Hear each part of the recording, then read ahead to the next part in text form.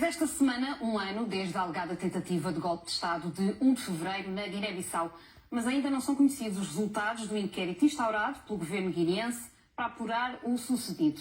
No encontro de final de ano com os jornalistas, realizado no último mês de dezembro, o chefe de Estado, Umaro Sissoko Embaló, defendeu que um inquérito rico à justiça para fazer o seu trabalho. Relembro que, na sequência deste ataque ao Palácio do Governo, onde decorria uma reunião de Conselho de Ministros, presidida pelo Presidente da República, 11 pessoas morreram e depois cerca de 50 pessoas foram detidas, 25 das quais aguardam agora julgamento. O constitucionalista Jorge Bacelar Gouveia participa neste Causa e Efeito para comentar este tema. Seja muito bem-vindo. Antes de mais, deixe-me perguntar-lhe se é aceitável que uma investigação deste género, a uma alegada tentativa de golpe de Estado, ainda não tenha qualquer resultado conhecido, nem muitas informações sobre a investigação. É um assunto grave, realmente não é todos os dias que verificamos estes crimes. Um golpe de Estado é um crime muito grave contra a segurança do Estado e eu acho que é preciso todo o cuidado em fazer uma investigação bem de todas as partes, da segurança do Estado e também da honra e da liberdade das pessoas que são suspeitas. Agora, eu admito que a questão seja complexa e, portanto, nesse aspecto, o Presidente da República da Guiné-Bissau terá razão no sentido de pedir alguma paciência para que a investigação seja bem feita, mas também é preciso saber, esse aspecto eu não sei em pormenor, quais são as condições em que estão as pessoas, porque julgo que há arguidos que estão em prisão preventiva.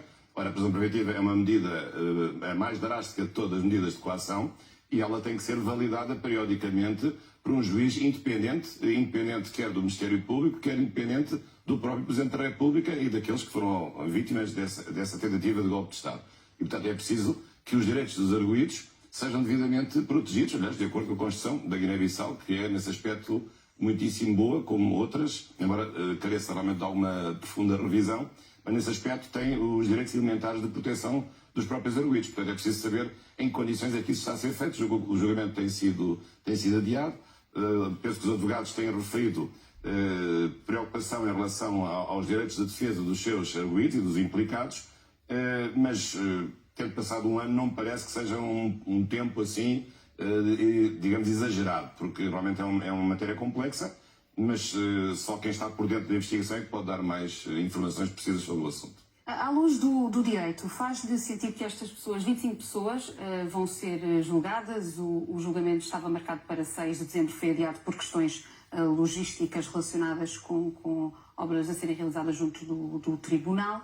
O que eu lhe quero perguntar é se faz sentido que estas pessoas sejam julgadas por tentativa de golpe de Estado sem ainda se conhecerem os resultados desta investigação, ou se são processos completamente distintos? Pode haver aqui várias coisas. Claro que a investigação criminal é sempre da competência do Ministério Público, que é uma instituição que pertence ao mundo da justiça, mas não está, obviamente, em obediência ao Presidente da República nem ao Governo, porque o Ministério Público é autónomo em relação ao Governo. E, portanto, é o Ministério Público que dirige a fase do inquérito, é uma fase inicial em que se faz a averiguação dos factos que foram praticados ou dos que não foram praticados, com a ajuda da Polícia Judiciária, e depois o Ministério Público tem que chegar a uma conclusão se acusa alguém porque entende que cometeu crimes ou se arquiva esse processo de inquérito. Portanto, neste momento também não sei em pormenor se já houve propriamente uma acusação. É provável, nos casos sim, que noutros casos não tenha havido acusação. Mas se há um julgamento que está marcado é porque o Ministério Público já chegou, pelo menos em relação a alguns dos implicados, já chegou a uma conclusão de que de facto houve um crime na forma tentada, o golpe de Estado neste caso tentado, não consumado, e é um crime realmente grave e não é um crime que apareça todos os dias e que exige, com certeza, todo o cuidado na sua investigação, pelas razões que referi. Mas, portanto, mas há prazos também de prisão preventiva. A prisão preventiva não pode eternizar-se. Há prazos máximos de prisão preventiva. No caso, ainda não foram esgotados, naqueles em que estão em prisão preventiva. Mas, portanto, chama a atenção para a necessidade de cumprir a legislação processual penal que existe também na Guiné-Bissau. O Dr. Jorge Bacelar Gouveia foi um dos juristas que ajudou na elaboração da Constituição da Guiné-Bissau de 1984 e que está ainda em vigor. Gostaria de perguntar como é que olha para o estado atual do país dos últimos anos. Tivemos esta tentativa de golpe de Estado a 1 de fevereiro, depois veio a destituição da Assembleia, eleições antecipadas marcadas apenas a destituição da Assembleia em maio do ano passado. Eleições antecipadas acontecerão apenas agora em junho deste ano. Estavam marcadas para 18 de dezembro. Dezembro, exatamente. Como é que olha, foram adiadas, como é que olha para tudo isto? Vejo isto com alguma preocupação e como amigo da Guiné-Bissau e conhecedor da realidade constitucional e política da Guiné-Bissau. Porque, na verdade, penso que se cruzaram aqui dois processos que não deviam estar juntos. E isso complica a situação e torna o país numa situação difícil de governar e difícil de estabilizar. Porque não se põe em causa o poder presidencial de dissolver o Parlamento. O Presidente da República dissolveu o Parlamento em maio, dizendo que havia uma grave crise política. Aliás, a Constituição até guineense é a única das 5 africanas lusófonas que diz quais são os motivos que legitimam a dissolução do Parlamento.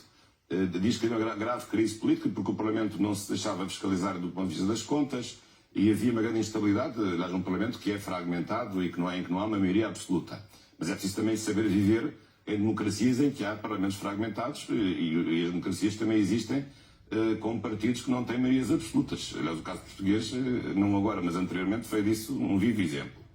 Mas, portanto, foi feita essa alegação, mas a verdade é que foi marcadas as eleições, só que quando há uma decisão do Parlamento, em primeiro lugar, os deputados não perdem o mandato, ao contrário do que na altura se diz, eles continuam em funções, mas em funções mínimas, continuam a ser titulares de um cargo político que é um cargo de deputado, deve funcionar uma comissão permanente que deve continuar a sua atividade de fiscalização do próprio governo. Não faz leis, mas deve fiscalizar o próprio governo. E, portanto, esse assunto está-se a arrastar e, portanto, quando há uma dissolução, aliás, a Constituição Portuguesa é até nesse aspecto exemplar, que diz que quando há uma dissolução é preciso fazer eleições no prazo máximo de 60 dias. Ora, nesta altura, em maio, foi marcado para dezembro, ou seja, 6 meses depois. Agora está a dizer-me que vai ser ainda para mais uns quantos meses daqui a...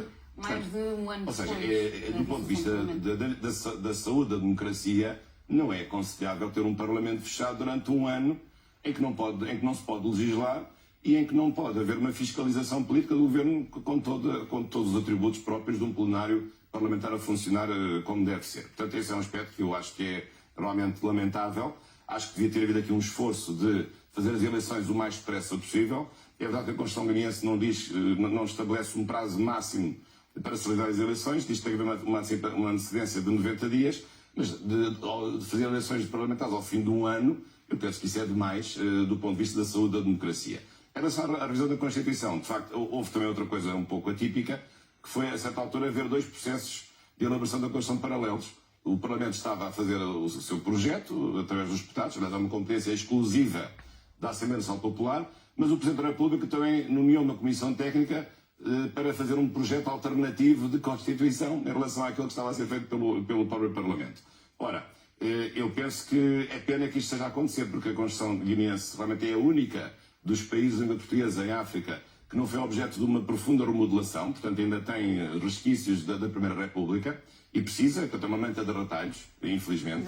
Aliás, tem pouquíssimos artigos, tem metade dos artigos, tem as outras, apenas tem 128 artigos.